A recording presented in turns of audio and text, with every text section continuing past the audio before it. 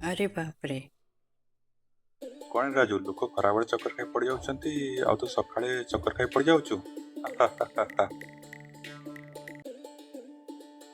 ମୁଁ ଏଠି ପଡ଼ିଗଲି ଆଉ ତମେ ହସୁଛ? ହସିବିନି ତ କଣ କରିବି। ତମ ସମୟରେ ମୁଁ ଇଂଲିଶ ଚ୍ୟାନେଲ ଦେଖୁଥିଲି, ତମେ ଏଇ ରାସ୍ତାରେ ହିଁ ଚାଲିକି ପଡ଼ିଯାଉଛ। ସେଟ୍ ତମେ ମୋ ଇଜ୍ଜତକୁ ମାଟିରେ ହିଁ ପକେଇ ରଖିବ।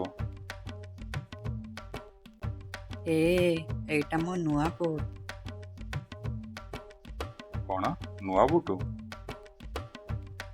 ହଁ ହଁ, ପୁରା ନୂଆ ବୁଟ୍। ମୁଁ କାଲି ହିଁ ୟାକୁ କିଣିଥିଲି। ଦେଖ କଣ ହେଇଗଲା। ଏଇଟା କେତେରେ କିଣିଥିଲୁ? 400 ଟଙ୍କାରେ। କଣ ହେଲା ଏତେ ଟଙ୍କା? ମୁଁ ପଛ ମାସରେ ପୁରା ଏମିତିକା ବୁଟକୁ 100 ଟଙ୍କାରେ କିଣିଥିଲି। ସେ ଦୋକାନୀ ତତେ ଛୋଟ ଛୁଆ ଭାବି ଠକିଦେଲା। ଏମିତି କଥା? ତାହେଲେ ମୋତେ ବି ସେ ଦୋକାନ ଦେଖେଇ ଦିଅ। ମୁଁ ବି ଆଉ ଗୋଟେ ବୁଟ୍ କିଣିବି। ଆରେ କିଛି ଦିନ ତଳେ ହିଁ ସେ ଦୋକାନ ବନ୍ଦ ହେଇଯାଇଛି। ସତ କହୁଛି। ହଁ, 400 ଟଙ୍କାର ବୁଟକୁ 100 ଟଙ୍କାରେ ବିକିଲେ ଯାହାହେଲେ ସେ ଦୋକାନ ବନ୍ଦ ହବ ନା। ସେମିତି ପ୍ରତିଦିନ ତତେ ମାଗଣା ଚା ପିଇ ପିଇ ମୋ ଦୋକାନ ବନ୍ଦ ହବାକୁ ବସିଲାଣି। ଆରେ ଶଙ୍କର ଦାଦା, କାହିଁ ଚିନ୍ତା କରୁଛ? ବହୁତ ଜଲ୍ଦି ମୋ ଖାତାରେ ଗୋଟେ ବଡ଼ ପେମେଣ୍ଟ ଆସିବ। ତାପରେ ମୁଁ ତମ ସବୁ ଉଧାର ସୁଝିଦେବି। ପୁରା ସବୁ ସୁଝିଦେବି। ହଉ ହଉ, ବୁଝିଗଲି। ଆଜିର ବି ଖାତାରେ ଲେଖିଦେବି ତ? ଛାଡ଼। ହଉ ରାଜୁ, ମୁଁ ଆସୁଛି। ହେଲେ ତୁ ପୁରା ଠକାମିରେ ପଡ଼ିଗଲୁ ରେ।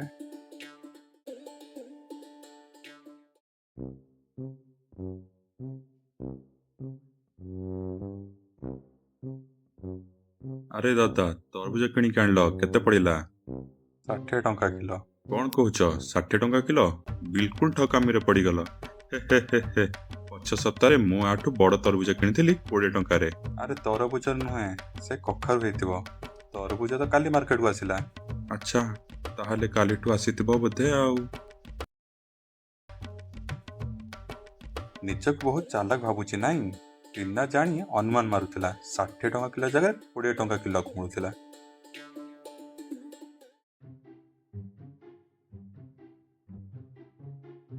କଣ ରେ ଛୁଆ, ଏତେ ସଜେଇ କୋଉଠି ଯାଉଛୁ? ବାପାଙ୍କ ସହ ବୁଲିବାକୁ ଯାଉଛି ସିମଲା। ସିମଲା? ସେଇଟା କଣ ଗୋଟେ ବୁଲିବା ଜାଗା? ଯଦି ଯିବାର ଅଛି ତାହେଲେ ସୁଇଜରଲ୍ୟାଣ୍ଡ ଯା। ମୋ ଘର ତ ସେଠି ଖାଲି ହେଇ ପଡ଼ିଛି। ଆରେ ବା, କଣ ଆପଣଙ୍କ ଘର ସୁଇଜରଲ୍ୟାଣ୍ଡରେ ଅଛି? ମତେ ତ ଏ କଥା ଜଣା ନଥିଲା। ଆପଣଙ୍କ ଘର ସୁଇଜରଲ୍ୟାଣ୍ଡରେ ଅଛି। କଣ କହୁଛ ଆପଣ? ତୁ କେମିତି ଜାଣିବୁ ରେ ଛୁଆ? ସେଇଟା ମୋ ଜେଜର ଘର। ଆଉ ପ୍ରତିବର୍ଷରେ ଥରେ ମୁଁ ସେଠାକୁ ଯାଏ। ତୋ ବାପା ଜେଜେ ତ ଏଇ କଥା ଜାଣିଛନ୍ତି। ସତରେ? ବାପା, ଓ ବାପା। ହଉ ଚାଲ, ମୁଁ ଯାଉଛି, ମୋର ଦରକାରୀ କାମ ଅଛି। ପୁଣି ଦେଖା ହବ। ବାପା ମୁଁ ସିମଲା ଆଉ ଯିବିନି, ମୁଁ ସୁଇଜରଲ୍ୟାଣ୍ଡ ଯିବି। ବାପା ମୁଁ ସୁଇଜରଲ୍ୟାଣ୍ଡ ହିଁ ଯିବି।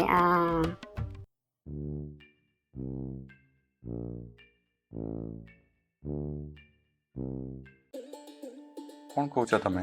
ଆଳୁ 30 ଟଙ୍କା କିଲୋ? ହଁ ଭାଇ, ସାରା ମାର୍କେଟରେ ସେଇ ରେଟ୍ ଚାଲିଛି।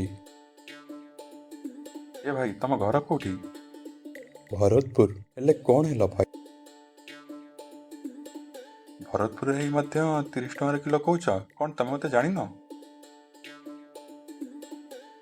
ନାଇଁ ଭାଇ, ମୁଁ ଭରତପୁରର ଜମିଦାରର ପୁଅ।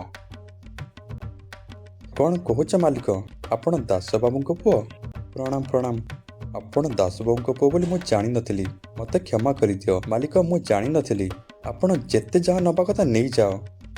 ବଡ଼ବାବୁ ମୋ ବାପା ଜେଜେଙ୍କୁ ଜମି ଦେଇଥିଲେ ବୋଲି ଆମେ ଆଜି ଚାଷ କରିକି ପରିବା ବେପାର କରୁଛୁ।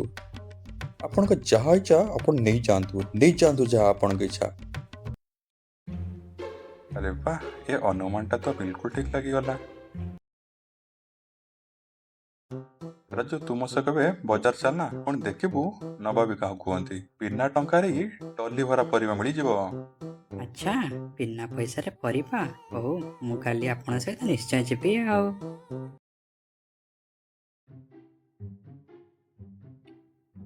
ପ୍ରଣାମ ମାଲିକ। ହଉ ଠିକ୍ ଅଛି। ଦେଖ, ଏ ମୋ କଲୋନୀରେ ରହୁଛି। ୟା ନା ରାଜୁ। ଆକୁ ବି ଆଳୁ ଦରକାର। ଏଇଟା ତ ଆପଣଙ୍କ ଦୋକାନ ମାଲିକ, କୁହନ୍ତୁ କେତେ ଦରକାର?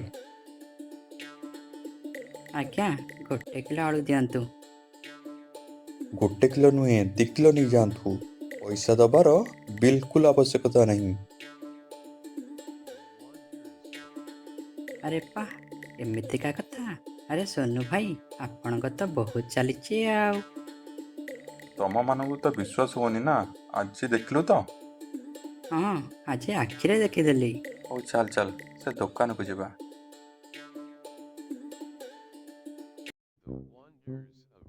ଆଳୁ କେତେ କିଲୋ ଭାଇ? 30 ଟଙ୍କା କିଲୋ ବାବୁ। କେତେ ଦେବି? ତାହେଲେ ମୋତେ 1 କିଲୋ ପନିର ଦେଇଦିଅ। ଏ କ'ଣ କହୁଛ ଓକିଲା ବାବୁ? ଏଇଟା ଆଳୁ ଦୋକାନ, ପନିର ଦୋକାନ ନୁହେଁ। ଓହୋ ଭୁଲ ହେଇଗଲା। ଆକ୍ଚୁଆଲି ମୁଁ କିଛି ଭାବୁଥିଲି, ସେଥିପାଇଁ ଅନ୍ୟମନସ୍କ ହେଇଗଲି। ହଉ ତମେ ଗୋଟେ କାମ କର, ମୋତେ 3 କିଲୋ ଆଳୁ ଦେଇଦିଅ। କୋଉ କଥାକୁ ନେଇ ଟେନସନରେ ଅଛନ୍ତି ଓକିଲ ବାବୁ? ପଚାରନି ଭାଇ, ତୁମ ଗାଁର ଜମିଦାରର ମୋ ଓକିଲ, ତାଙ୍କ ଘରର ଅନ୍ତିମ ବଂଶଧର ଯାହାକୁ ମୁଁ ଜାଣିଥିଲି, ତାଙ୍କର ପଛ ସପ୍ତାହରେ ମୃତ୍ୟୁ ହୋଇଗଲା। ଏବେ ତାଙ୍କର ବଞ୍ଚିଥିବା ବଂଶଧରକୁ ଖୋଜିବା ଦାୟିତ୍ୱ ମୋତେ ମିଳିଛି। ଆରେ ଏଇ କଥା, ତାହେଲେ ଆପଣଙ୍କୁ ସବୁ ସମସ୍ୟାର ସମାଧାନ ହେଇଗଲା। ସମାଧାନ ହେଇଗଲା ମାନେ? ଆରେ ଏ ମାର୍କେଟରେ ଗୋଟେ ବାବୁ ଆସନ୍ତି, ସେ ବି ସେ ପରିବାରର ସଦସ୍ୟ। କ'ଣ କହୁଛ ଭାଇ? ଭରତପୁର ଜମିଦାର ବଂଶଜ ଏଠି ରହୁଛି? କୋଉଠି ତା ଘର? ତା ଘର ତ ମୁଁ ଜାଣିନି ବାବୁ, ହେଲେ ବୋଧେ ସେ ବି ଏଇ ମାର୍କେଟରେ ଥିବ। ଆରେ ହଁ ସେ ତ ଏଇଠି ଅଛି। ମାଲିକ ମାଲିକ ଏଇଠି ଆସିବେ, ଥରେ ଥରେ ଏଠିକି ଆସନ୍ତୁ।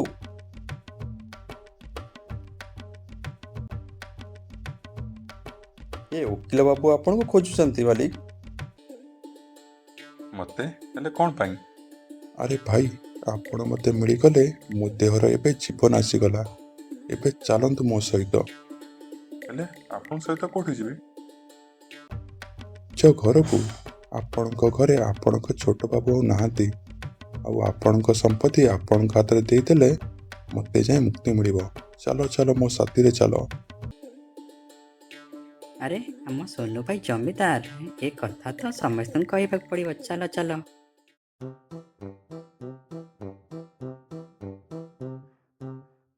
ଏ ଦେଖ ଭାଇ, ଏ ହେଉଛି ତମର ଘର। ଜାଗା ଜମି ନଗର ପୋଖରୀ ବହୁତ କିଛି ଅଛି। ଏବେ ତମେ ସବୁ କିଛି ବୁଝିପାରୁଥିବ। ଆରେ ବାଃ, ଏ ସବୁ କିଛି ମୋର।